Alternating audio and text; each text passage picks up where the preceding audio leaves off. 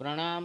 Good morning મિત્રો. અગાઉના તાસમાં આપણે મધ્યકાલીન સાહિત્યના જુદા જુદા મુદ્દાઓની ચર્ચા કરી અને એને સમજ્યા. મધ્યકાલીન ઉર્દુ સાહિત્ય, મધ્યકાલીન સંસ્કૃત, મધ્યકાલીન ફારસી સાહિત્ય, ત્યાર પછી મધ્યકાલીન પ્રાદેશિક સાહિત્ય, મધ્યકાલીન ઉર્દુ સાહિત્ય, એવા સ્વતંત્ર મુદ્દાઓના સંદર્ભમાં આપણે મધ્યકાલીન સાહિત્યની ચર્ચા કરી.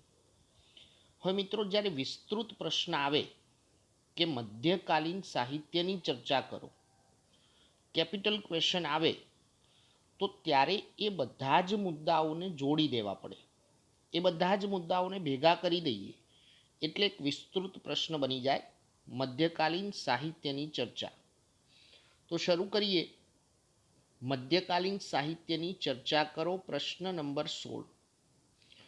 મધ્યકાલીન સાહિત્યની ચર્ચા કરો.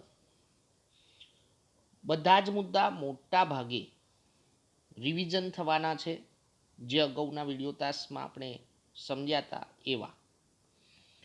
તો મધ્યયુગના આરંભમાં ઉત્તર ભારતમાં સંસ્કૃત ભાષામાં સાહિત્ય રચાયું, જેના આપણે બે રેફરન્સ જોયા હતા: સોમદેવનું કથાસરિત સાગર અને કલ્હણનું રાજતરંગીણી. આ યુગમાં અપભ્રંશ ભાષાઓમાંથી આધુનિક ભારતીય ભાષાઓનો વિકાસ થયો. અપભ્રંશ ભાષાઓ એટલે કે પ્રશિષ્ટ ભાષાઓ પહેલાં, જેમ કે પ્રાકૃત, સંસ્કૃત, સંસ્કૃત ઉપરથી અન્ય ભાષા જેમ કે ગુર્જર, ગુર્જર ઉપરથી ગુજરાતી, એ રીતે. મધ્યયુગ દરમિયાન દ્રવિડ કુળની ભાષાઓમાં પણ ઘણું તમિલ સાહિત્ય રચાયું હતું. હવે દ્રવિડ કુળની ભાષાઓમાં સૌથી પ્રાચીન ભાષા તમિલ હતી, એટલે તમિલ સાહિત્યની પણ રચના થયેલી. આ સમય દરમિયાન તેલુગુ ભાષામાં રામાયણ અને મહાભારતનું ભાષાંતર થયેલું, રામાયણ અને મહાભારત જેવા મહાકાવ્યોનું. વ્યાકરણ ગ્રંથ, વિજ્ઞાન વિષયક ગ્રંથો અને કેટલાક લૌકિક સાહિત્યના ગ્રંથો પણ રચાયા હતા. મધ્યયુગમાં મલયાલમ ભાષામાં પણ સાહિત્ય રચવાનું શરૂ થયું હતું. જેમ આપણે કન્નડ સાહિત્ય જોયું હતું, મધ્યકાલીન કન્નડ સાહિત્ય, પંપા, પોન્ના અને રન્ના ત્રિમૂર્તિ. એવી જ રીતે મલયાલમ ભાષામાં પણ સાહિત્યની રચના થયેલી. દિલ્હીના સલ્તનત કાળ દરમિયાન હિન્દી ભાષાના બે સ્વરૂપો, જે અગાઉ આપણે તમને યાદ કરાવ્યા હતા કે હિન્દીના બે સ્વરૂપ એટલે વ્રજ અને ખડી બોલીમાં. જો હિન્દીના બે સ્વરૂપોની વાત કરીએ તો વ્રજ અને ખડી બોલી, જેમાં અનેક ભક્તિ ગીતો રચાયા હતા, અનેક ભક્તિ ગીતોની રચના થયેલી. રાજસ્થાની ભાષામાં કેટલીક પ્રખ્યાત વીર ગાથાઓ રચાયેલી, જેના આપણે 3 અહીંયા કૃતિઓના નામ યાદ રાખવાના છે: આલ્હા, ઉદલ અને બિસલ દેવ રાસો. રાસો શબ્દ એ ફારસી શબ્દ ઉપરથી ઉતરી આવેલો શબ્દ છે. જીવનચરિત, વીર ગાથાઓની રચના થઈ રાજસ્થાની ભાષામાં. મુલ્લા દાઉદ રચિત ચંદ્રાયન એ અવધ ભાષાનો સૌથી જૂનો ગ્રંથ મનાય છે. મુલ્લા દાઉદનું ચંદ્રાયન, જે અવધ ભાષાનો સૌથી જૂનો ગ્રંથ. જેમ આપણે કહ્યું હતું કે હિન્દી ભાષાને બે બોલીઓ, હિન્દી ભાષાની બે બોલીઓ એટલે ભોજપુરી અને અવધી. તો એ અવધ ભાષાનો સૌથી જૂનો ગ્રંથ કયો? તો ચંદ્રાયન. એના સર્જક કોણ? તો મુલ્લા દાઉદ.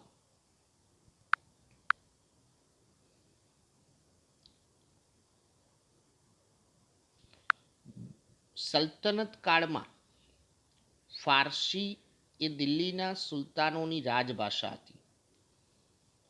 દિલ્હીના સુલતાનોની રાજભાષા ફારસી હતી. એટલે કે દિલ્હી સલ્તનત કાળ દરમિયાન રાજ્ય ભાષા તરીકે ફારસી ભાષાનો સ્વીકાર થયો હતો. તેના સાહિત્યની અસર રૂપે અનેક ફારસી શબ્દોનો ભારતીય ભાષાઓમાં સમાવેશ થયેલો છે. મેં તમને એનું એક સરસ એક્ઝામ્પલ આપ્યું હતું કે આપણી રાષ્ટ્રીય ભાષા હિન્દી, તો હિન્દીના ઘણા બધા શબ્દો જે ફારસીમાંથી ઉતરી આવ્યા છે, એટલે હિન્દી ભાષા ઉપર સીધી અસર છે ફારસી ભાષાની. કબીર જેવા ભક્તિ માર્ગના અનેક સંત કવિઓએ લોક ભાષામાં ઉપદેશ આપ્યો હતો. જેમ કે કબીરના દોહરા એ લોક સાહિત્ય તરીકે જાણીતા છે. કબીરની રચનાઓ જે મુખ્યત્વે સંઘુ કડી લોક બોલીમાં છે. હેતુલક્ષી પ્રશ્નમાં આપણે આ જવાબ યાદ રાખવાનો છે કે કબીરના દોહરાઓ કે કબીરની રચનાઓ કઈ લોકબોલીમાં છે, તો સંઘુ કડી. આ સમયમાં અવધી ભાષામાં મલિક મુહમ્મદ જાયસીએ પદ્માવત નામનું મહાકાવ્ય લખ્યું. મલિક મુહમ્મદ જાયસીની કૃતિ પદ્માવત. સંત તુલસીદાસે રામચરિત માનસ નામનો પ્રસિદ્ધ ગ્રંથ લખ્યો. આ બધી જ કૃતિઓ આપણે અગાઉના નાના નાના જે પ્રશ્નો સમજ્યા હતા એમાં આવી ગયેલી છે, એટલે થોડું ઝડપથી લઈએ છીએ. બંગાળના સુલતાનોનું પ્રોત્સાહન મળવાથી કૃતિવાસે રામાયણની રચના બંગાળી ભાષામાં રામાયણની રચના કોણે કરી, તો કૃતિવાસે. કવિ ચંડીદાસે ગીતોની રચના કરી.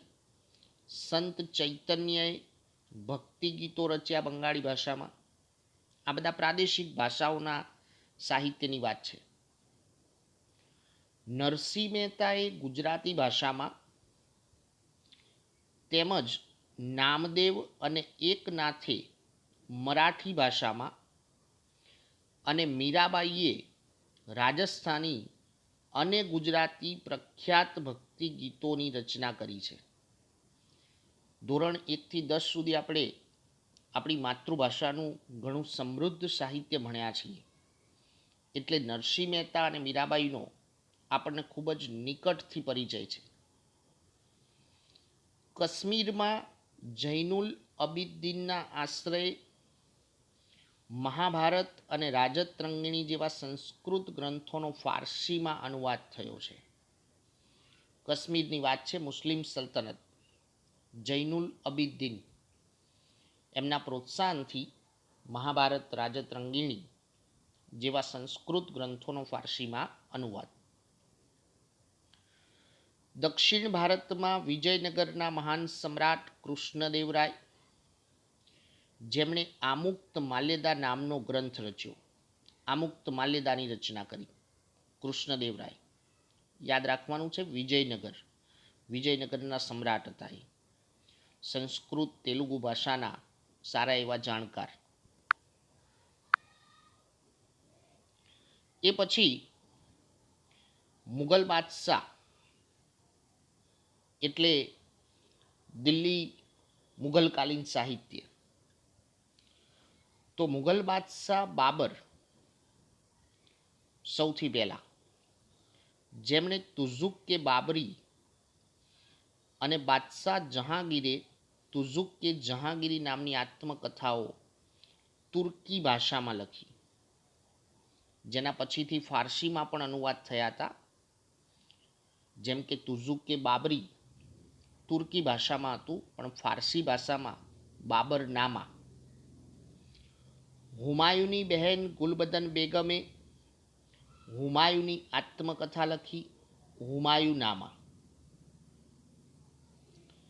બાદશાહ અકબર, અગાઉ આપણે ચર્ચા કરેલી કે અકબરનો સમય એટલે મુઘલકાલીન શાસનમાં સાહિત્યનો સુવર્ણયુગ કહેવાય. ઘણું સમૃદ્ધ સાહિત્ય રચાયું હતું અકબરના સમયમાં. અકબરના સમયમાં અબુલ ફઝલે ફારસી ભાષામાં આઈને અકબરી નામનો ઐતિહાસિક ગ્રંથ રચ્યો. તેમજ તેણે અકબરની આત્મકથા પણ લખી હતી, અકબરનામા.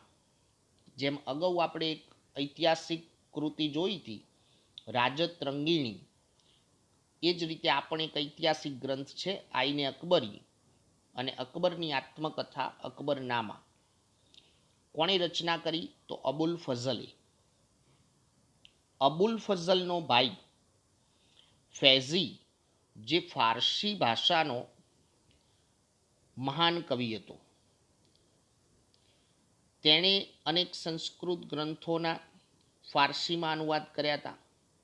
અનેક સંસ્કૃત કૃતિઓ એનું ફારસીમાં અનુવાદ કરેલું. અકબરે સંસ્કૃત ગ્રંથોનો અનુવાદ કરવા માટે એક અલગ ખાતાની રચના કરી હતી. સંસ્કૃત જે પ્રાચીન કૃતિઓ હતી એને ફારસીમાં અનુવાદ કરવા માટે એણે એક અલગ વિભાગની રચના કરેલી. અકબરના સમયમાં ઇતિહાસના અનેક ગ્રંથો રચાયા હતા. ખૂબ સમૃદ્ધ સાહિત્યની રચના હતી. છેલ્લો મુગલ બાદશાહ બહાદુર શાહ ઝફર એ પણ એક ઉર્દુ ભાષાનો કવિ હતો. એ પણ એક સારો સાહિત્ય સર્જક હતો ઉર્દુ ભાષામાં. મધ્યયુગ દરમિયાન ઉર્દુ ભાષાનો પણ જન્મ થયો, જે ભાષા સાહિત્યની એક મહત્વની ઘટના ગણી શકાય. ઉર્દુ ભાષાનો જન્મ. મિત્રો, જેમ અગાઉ આપણે વાત કરી કે ફારસીમાંથી હિન્દી, તો એમ અહીંયા આપણે યાદ રાખવાનું છે કે અરબીમાંથી ઉર્દુ, અરબી ભાષામાંથી ઉર્દુ. આજે ઉર્દુ ભાષા પણ ભારતના ઘણા બધા પ્રદેશોમાં બોલચાલની ભાષા છે. ઘણું સમૃદ્ધ સાહિત્ય, વૈવિધ્યપૂર્ણ સાહિત્ય ઉર્દુ ભાષામાં પણ છે. આ ભાષામાં વલી, મિર્દર્દ, મિર્તકી મીર, નઝીર અકબરાબાદી, અસદુલ્લા ખાન, ગાલિબ જેવા મહાન કવિઓ થઈ ગયા. ઉર્દુ સાહિત્યના સંદર્ભમાં આપણે આ નામ યાદ રાખવાના છે: વલી, મિર્દર્દ, મિર્તકી મીર, નઝીર અકબરાબાદી, અસદુલ્લા ખાન અને ગાલિબ. 18મી સદી દરમિયાન ઉર્દુ ગ્રંથો લખાયા. જેમ આપણી ગુજરાતી ભાષા, પ્રાચીન ગુજરાતી, જેમાં મોટાભાગે પદ્ય સ્વરૂપો હતા, એમ ઉર્દુ ભાષામાં પણ પ્રારંભિક જે સાહિત્ય હતું એ પદ્યમાં હતું. પણ 18મી સદીથી ગદ્યનું ખેડાણ શરૂ થયું, જેમાં મોહમ્મદ હુસૈન આઝાદનું દરબારે અકબરી એ એક મહત્વનો ગ્રંથ છે. સર્જકનું નામ યાદ રાખવાનું છે: મોહમ્મદ હુસૈન આઝાદ. કૃતિનું નામ છે દરબારે અકબરી. તો મિત્રો, આજના તાસમાં આપણે ફક્ત એક જ વિસ્તૃત પ્રશ્નની ચર્ચા કરી, જેમાં અગાઉ જે આપણે મધ્યકાલીન સાહિત્યના નાના પ્રશ્નો સમજ્યા હતા, એ નાના પ્રશ્નોની બધી જ વિગતોને આપણે જોડી દીધી. એટલે એક વિસ્તૃત પ્રશ્ન તૈયાર થયો, મધ્યકાલીન સાહિત્ય, જે તમારે નોટબુકમાં સારા અક્ષરે લખવાનું છે અને એને સમજવાનું છે. પહેલાં પણ તમને સ્પષ્ટતા કરી હતી કે જ્યારે આવા કોઈ ઇતિહાસના માહિતી સભર પ્રકરણ આપણે શીખવાના હોય, તો ત્યારે એ માહિતીને કેવી રીતે યાદ રાખવી, કેવી રીતે એને સમજવી, એ માટે પ્રશ્નોના જુદા જુદા વિભાગોમાં ટુકડા કરવા પડે. ત્યારે આપણે એ માહિતીને સારી રીતે સમજી શકીએ. અસ્તુ, પ્રણામ.